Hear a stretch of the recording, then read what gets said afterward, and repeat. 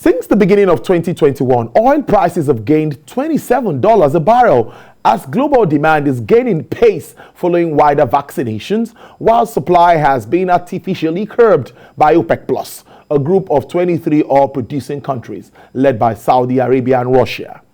As at Tuesday, 6th of July, crude prices surged to its multi-year high, with Brent crude climbing 62 cents to $77.82 a barrel, the highest since October 2018.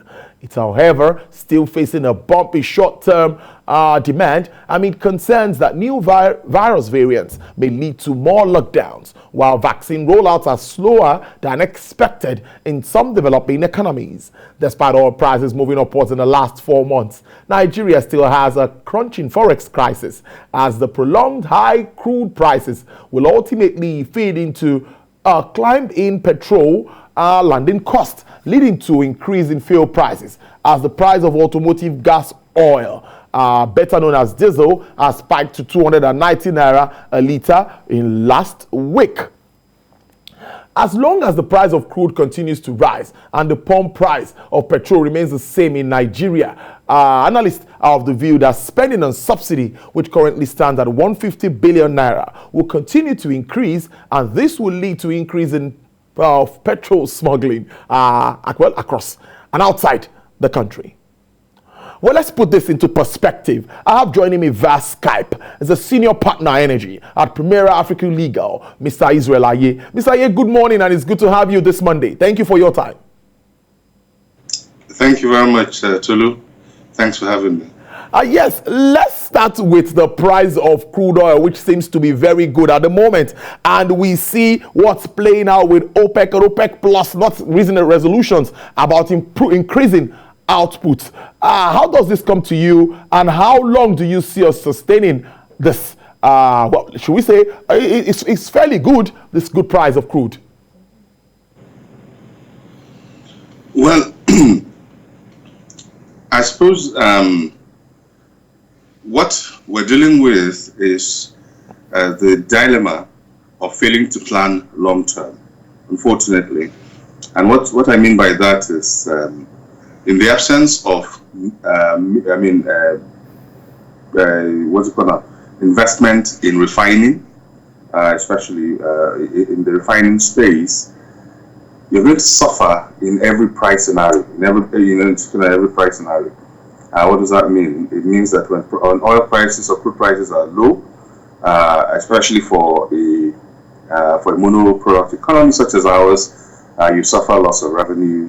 As a matter of fact, what tends to happen is that it has that knock-on effect on exchange rates, and therefore the cost of bringing product in country rises. Plus or minus, you're able to sell at that sort of cost-reflective price, which is what we did when we said we were going to be selling PMS, especially PMS, and I think DPK, which is petrol and kerosene. When we said we're going to be selling those at cost-reflective price. Unfortunately, also what happens is that when crude prices grow or rise, because you do not have refining capacity internally, what then happens is that the cost-reflective price might become too high, and that can lead to social dislocation. And of course, every government has that to deal with. The easiest response is to do the subsidy intervention. Now, this brings me to following up. When we talk about hike in price of crude, that also means hike the price at the pump, and government continues to subsidize this amount. Before we talk about subsidy, really, refining is a challenge, which many will keep talking about Dangote refinery coming on stream as soon as possible. But there are concerns even about the PIB that it restricts petroleum products imports to refinery owners. There have been a lot of concerns about this, and also the 3% allocation to oil-bearing communities. I don't know if you would like to react to this. I'm not sure what the connection is with the 3% allocation to oil-bearing communities. But effectively, and for me, I think sometimes we have a way of complicating otherwise simple issues. For me, there are two things. Long term, we need to increase capacity for refined products. That needs to happen. And it's as simple as that, is that unless we have that, except we have installed capacity for refining, not only to meet our domestic consumption, but indeed to be able to export, then we're going to have this volatility that we're seeing now, which is what I described earlier on, that when prices are high, then you have those social dislocations, because again, we've had a history of subsidizing over time. And when prices are low, then the economy suffers in many other ways than one. Okay? Now, but the issue is, how do you get from here to there? Which is then the point we have made many times, that there has to be a transition, effectively. And this is where government and the handlers of government need to be a bit more creative in articulating a transition process and communicating that transition process. The problem is that even when you make decisions and you're not able to adequately communicate, the impact of those sort of policy decisions and cascade them effectively to the society, then you end up with this sort of knee-jerk reaction. And what am I saying? Is that subsidy is supposed to be pro-poor, and some of the arguments we've made is that in reality, is it really pro-poor? And there's smarter approach. Is there a smarter approach to identifying those who need the subsidy the most and targeting that subsidy to them? Is there a way we can identify the amount of money that is to be saved and be accountable to the society on how we're going to be spending that money for the general good? And is there a program to deploy? And I think that this over-reliance on a Dangote refinery, which is supposed to have come on stream, it hasn't come on stream. When is it going to come on stream? Is, again, from the point of view of a nation, just a joke. Okay, unfortunately, even though there's some sort of a provision on domestic supply of crude to refine it to local refineries, what we probably need to see is a policy document, which then says that from here to there we expect to have increased, our refining capacity to X, and this is the plan. Okay, and then let people see that you're implementing the plan. As a matter of fact, even if you were going to offer any kind of subsidy at all, let there be a terminal date. The problem is, as long as you're not doing something to intervene at that level, you would always end up with this knee-jerk reaction. Okay, so that's the view I have there. Now, some are also saying that this could be an opportunity for shale oil producers to come into the market. Are you sure this won't create any form of fear for the crude oil market or price wars one way or the other? I'm not sure we're quite there yet. Shale oil, I'm not sure we're quite there as a country. What do I mean by that is that we have finished producing a stock oil in place, as it were. And shale oil is a more expensive oil to produce, which is why even in the US, where you have shale oil, at certain crude prices, in fact, when you get to about $40, then they become uneconomic and then they shut down. Why would we want to gravitate towards such expensive options when we can? And the problem is not really domestic production of crude. There is enough installed capacity to produce crude. As a matter of fact, installed capacity for crude production in Nigeria today is somewhere around 4 million barrels a day. In terms of production to the market, everything considered, OPEC and the rest of it, is barely 2 million, maybe 2.5 million. So what it means is that there is spare capacity to be able to divert to domestic utilization. What we don't have is a program, an articulated program to develop that installed capacity for refining locally. And except we see the connection between that and retaining wealth, because in and of itself, it's even a viable economic proposition. That when we, and I'm not necessarily talking about government investing, because again, what we see from the government-owned and run refineries is unfortunately the problems that we see. Where we're talking about a policy force that incentivizes, whether it is tax breaks, whatever it is, whether it is guarantee of a crude supply, whatever it is that you need to do to incentivize, incentivize investment in that area. We need a very clear plan that is communicated very clearly, not only to the investment community, but indeed to the society at large, to say, look, within the next 5 to 10 years, this is what we intend to do. In the meantime, there might be a little bit of pain because we cannot afford, particularly in high crude, because effectively what you do is, in high crude scenarios, you literally just spend all your earnings subsidizing PMS and DPK imports, which is not effective. At the end of the day, the value the value in that area shifts only to a few pockets. But we need to communicate this more vigorously to everybody that is concerned, and show a clear plan. As it were, this, in my opinion, should be a program, a very specific program, that everyone can follow.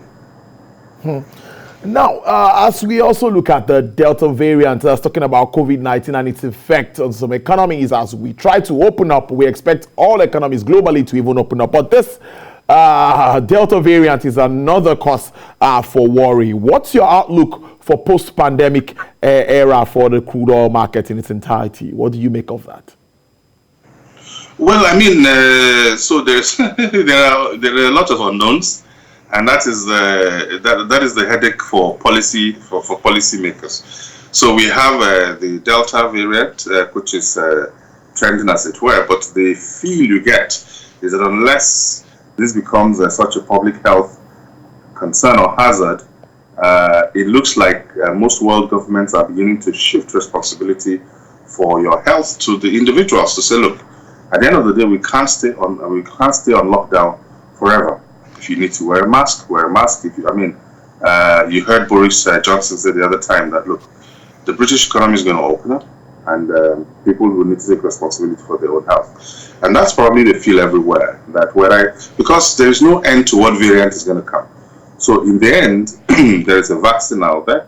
From a public health point of view, the thinking essentially is that, look, government has intervened as much as it can. So my sense of it is that we're going to see the economy is opening up, and there is a report that says that over 90%, perhaps about 95% of the demand pool pre the lockdown is about to be clawed back.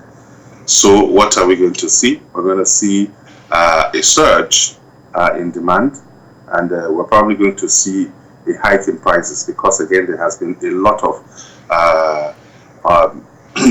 would I call it disinvestment over the last year or two, and there's probably not a lot of I don't know if there's a lot of spare capacity to be able to ramp up to meet the demand that is coming on stream. So I anticipate that that crude prices will enter into a phase of a super product where it becomes quite well priced. The general thinking is that it might get to around $80-90 within the next year or so. $80-90 would be a good one for countries like Nigeria. Let's touch on PIB before I let you go. We've not really had time to speak so much on this document that we've talked about for a long time. I talked about the 3% allocation to host communities that has also been generating comments, and also issues around frontier exploration. As an expert in this field, what are your reactions to this comments that we hear from analysts, from industry players, and even from some of the members of the host community? Well, in this part, as in most everything, the sound bites are very important. 3%, for me, I think that directionally, a fund that specifically targets the host communities is a good development in the right direction. Because you have to understand that a lot of the intervention funds that exist don't quite target the host communities. They target the region, whether it is the Niger Delta Ministry, whether it is the NDDC development, and those are good initiatives, as it were. But this is the first time that we're attempting to structure the interaction between operating companies and the communities where they exist or where they operate. And the model itself has been tried, maybe not. It's been tried and probably tested on the back of what is generally known as GMOU. So it's not entirely novel. So but it's just been put on a specific call it pedestal, which is a good thing. So for me, in that regard, it's a good development. The devil always, as they say, is in the details. A bit of the challenge is perhaps is the nitty-gritty, the nuts and bolts. The question of establishing the trusts. There are some of us who think that that there's probably, maybe some more neutral bodies would have been better managing that process, maybe in conjunction with the operating companies. And there are a few issues that have not been entirely resolved. But numbers are numbers. It's a good start, 2.53% of operating expense. It used to be anchored or reference to profit until people realize that is not a very easy to ascertain number. So this is reference to operating expense, which is put in this trust fund year in, year out, and then administered by a trust, which is established on behalf of the host communities and run. So directionally, I think it is good. There's probably a lot to work through in terms of the details, and the taste of the pudding, as it were, is in the eating. So let's get it off the ground and see what works and see what doesn't work, and hopefully we're sufficiently nimble to be able to fix it as we go along the way. Mr. Okay, go ahead. Yeah, you asked also about frontier. The politics of frontier. The frontier fund is another thing. Personally, it's a good. Again, it's a good. Generally, it's a good way to think. But I'm wondering if there isn't another way we could have dealt with the frontier funds. I would have thought perhaps that, all things considered, given the current environment, the current atmosphere, I would have thought perhaps that that funding would have been utilized or sort of sent to R&D, and perhaps we'll look for maybe some sort of tax break for operating companies, similar to what we did during the deep water era, to be able to, you can give a complete tax break to companies to take or to explore for oil in the frontier area, which is what we did during the deep water exploration. People had to take frontier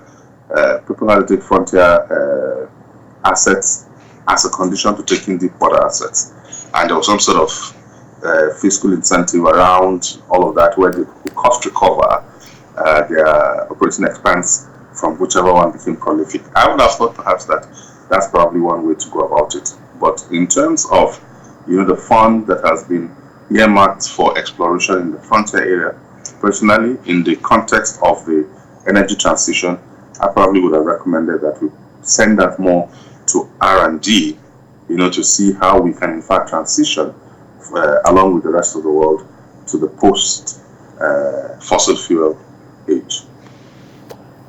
It's a good way to leave a senior partner energy at Primera Africa Legal, Mr. Israel. Thank you very much for spending your Monday afternoon with us. We really appreciate this. Thank you. Thank you very much for having me. All right. Enjoy the rest of your day.